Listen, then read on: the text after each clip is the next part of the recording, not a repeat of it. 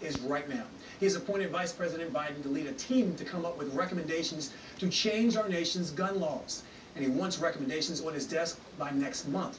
Now, is it possible, it's his response to the shootings in Newtown, Connecticut last week that killed 20 students and 6 adults. So what can we expect from the push to change our nation's gun laws? For that, we turn to Dr. Anthony Fleming. He is a University of West Georgia political science professor who is a gun policy expert and author of Gun Policy in the United States and Canada. The president has already said that he wants to tighten up the ban on assault weapons. Is this something that we're going to see?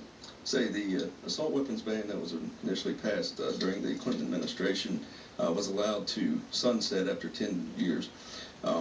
That was passed during unified control of the Democrats.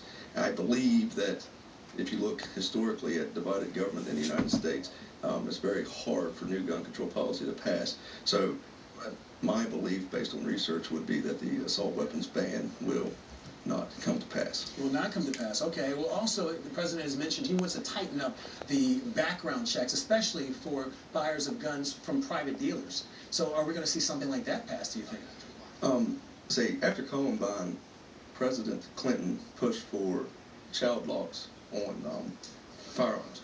That bill was initially passed by the Senate, yet it failed in the House of Representatives.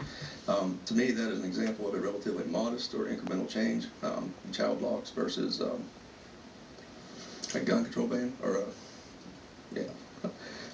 and for that reason, I think it would be very difficult for even that to pass. I think with divided government, it would be almost impossible. Seems like a lot of the talk right now has been about getting these bans and tightening up these laws for gun control, but we haven't really heard much from the NRA. And obviously, as you know, they're going to have a lot to say about this pretty soon, wouldn't you think? Yeah, I think the NRA, what they'll initially say that this is a very emotional issue, and because it's a very emotional issue, what we need to do is to allow it to cool off a little bit, to allow cooler heads to prevail, and I think that's what they'll argue.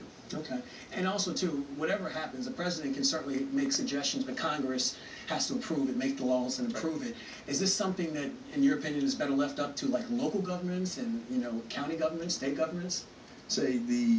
Interestingly to me is that in the past 4 years, the U.S. Supreme Court has started making decisions that make it more difficult for states to keep restrictive laws on the books. So I think that states could pass these laws, but they definitely could be coming under the scrutiny of the U.S. Supreme Court. So in essence, what you're saying is we're seeing a lot of talk for tightening up of gun laws, but in your opinion, we probably won't see much action on this when all is said and done. Right. Say just a week ago, a law was repealed in Illinois by a federal appeals court. So, yeah.